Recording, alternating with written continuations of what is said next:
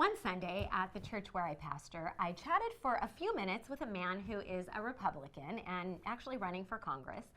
And then I caught up with a woman who was attending a pro-choice rally later that day. Then in the service, I sat next to a married gay couple on one side and an older conservative couple on the other side. And as I walked out of the service, I passed a man wearing a Black Lives Matter hat and a woman with a t-shirt bearing a flag with a blue stripe. Okay, full disclosure, these things didn't really all happen in one day, but they could have, because that's my church. We are a group of Jesus followers who may live out their faith differently, but are unified because of Jesus. Now, your church may not look like that, but I guarantee that you have believers in your life who don't agree with you on everything. They might not vote the same way you do, or do church the way you do, or even interpret the Bible the same way you do. And all of these differences can leave us unsupportive in the very least, and even combative on the other extreme. Today, I want to ask you to consider how you might be putting up walls between you and other Christians.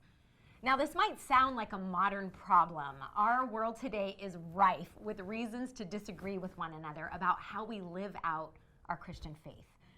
But it may surprise you to know that this kind of conflict among believers goes way back.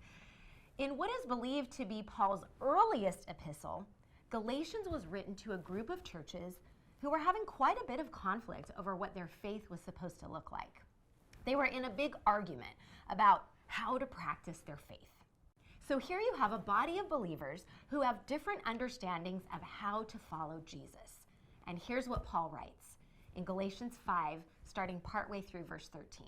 Serve one another humbly in love, for the entire law is fulfilled in keeping this one command: love your neighbor as yourself. If you bite and devour each other, watch out, or you will be destroyed by each other. Paul gives less instruction about what is the right thing to do, and instead he hones in on the bottom line. It must come back to humility and love with each other. Your constant disagreement is hurting the church. So, getting back to the question I'm asking you today, how are you putting up walls between you and other believers?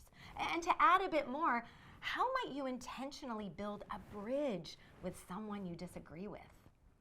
As we close, let me give you a challenge.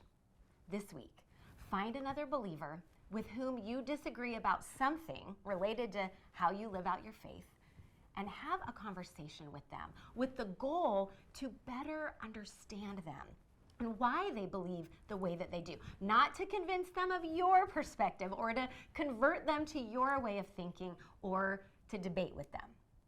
Create an open and listening space to hear their story and more deeply understand their perspective.